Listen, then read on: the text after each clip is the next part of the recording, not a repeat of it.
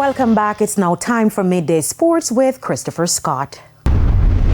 West Indies bowler Anderson Phillips says he's pleased with where the team are in the second test versus New Zealand, as at stumps the Caribbean men were 32 for 2 at the end of day 2 in Christchurch. They trail by 4-1 runs. Jamaican Brandon King 15 and Kavem Hodge 3 are the not-out batsmen at the crease.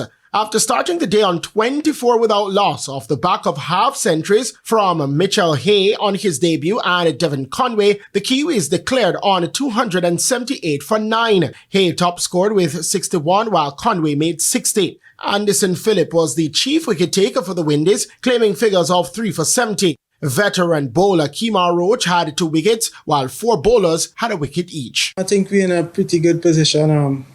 We'd have liked the leads to be less, but we will take that any day, anytime. Keeping New Zealand under 300, so we'll take that still. Philip also assessed his performance. I've been bowling well, so glad to see that it's coming together when it matters. So it's just continuous of my preparation coming into the game. Scores in the game so far: West Indies 205 and 32 for 2, New Zealand 278 for 9 declared. The first test was a drawn result. General Manager of the Jamaica Women's Premier League, Crystal Walters, says that there are still discussions on the start of the new season.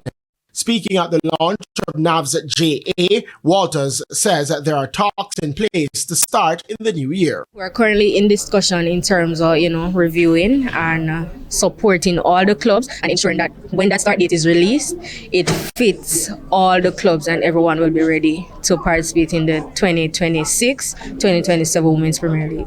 And with Shaniel Buckley scoring a brace in the Reggae girls' dominant 80-0 victory against Dominica in World Cup qualifying, it is a testament to capabilities of the players, according to Walters. There's talent, the coaches, the administrators, how they groom, how they nurture these talents, is a bigger impact to the growth of the senior women's team locally and even internationally, to see these players getting scholarship overseas and other further endorsements.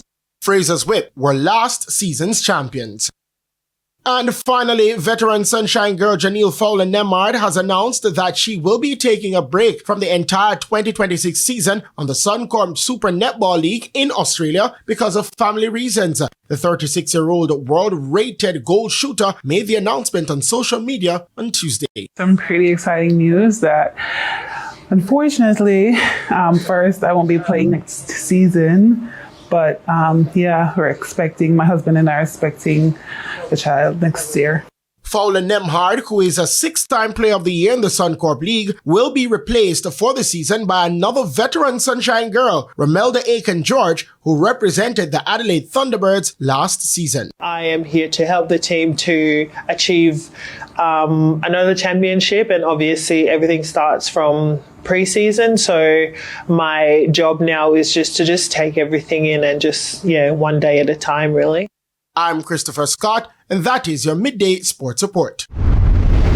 Thank you, Christopher. And that's the Midday News package. I'm Kerry-Ann Simpson. Join us at 7 for Primetime News. On behalf of the news, sports and production teams, good afternoon.